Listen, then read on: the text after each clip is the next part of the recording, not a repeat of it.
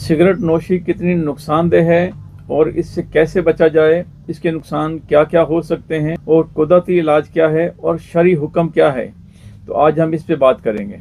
अस्सलाम वालेकुम वरहमतुल्लाह वबरकातुहू। सिगरेट पीने से फेफड़ों का कैंसर हो सकता है। सिगरेट पीना खून की नालियों को सख्त कर देता है, जिससे दिल का दौरा और दीगर मसाइल पैदा हो सकते हैं। ब्लड प्रेशर और फालिज, निकोटीन इसमें जो है वो ब्लड प्रेशर बढ़ाती है और फालिज के खतरे को दुगना करती है। इससे सांस की बीमारियां भी हो सकती हैं।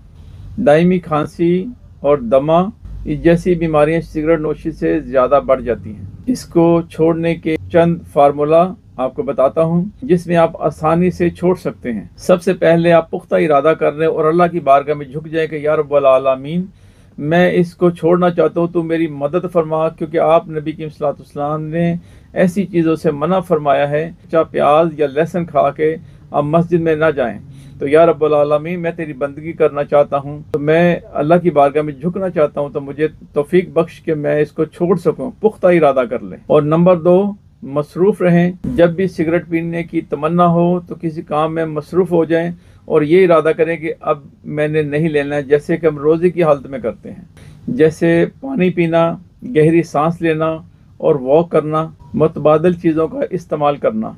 चबाने के लिए चिंगम या सौंफ का इस्तेमाल करें या छोटी इलायची का इस्तेमाल करें, ताकि आपके हाथ और मुंह मसरूफ़ रहे, गंदी आदत छूट जाए। ऐसे लोगों से दूर रहें जो सिगरेट पीते हों, और बल्कि जो सिगरेट जिनका छुड़ाना चाहते हैं उनको भी ये वीडियो सेंड करें, ताकि उनको भी फ़ायदा हासिल हो।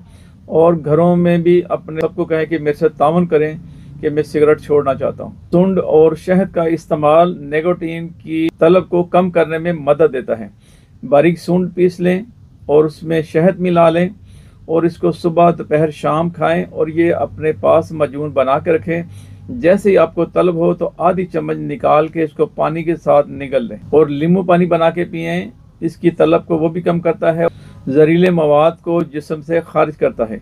नींबू पानी का इस्तेमाल लाजम करें। सिगरेट नोशी से चेहरे पे भी बुरे असर पड़ते हैं, जैसे कि होंठों का काला हो जाना निकोटीन की वजह से, चेहरे का रंग काला हो जाना और मर्दाना ताकत कम हो जानी, स्पर्म की तादाद कम हो जाती है इनसे, और इनके और भी बहुत से नुकसान आते हैं।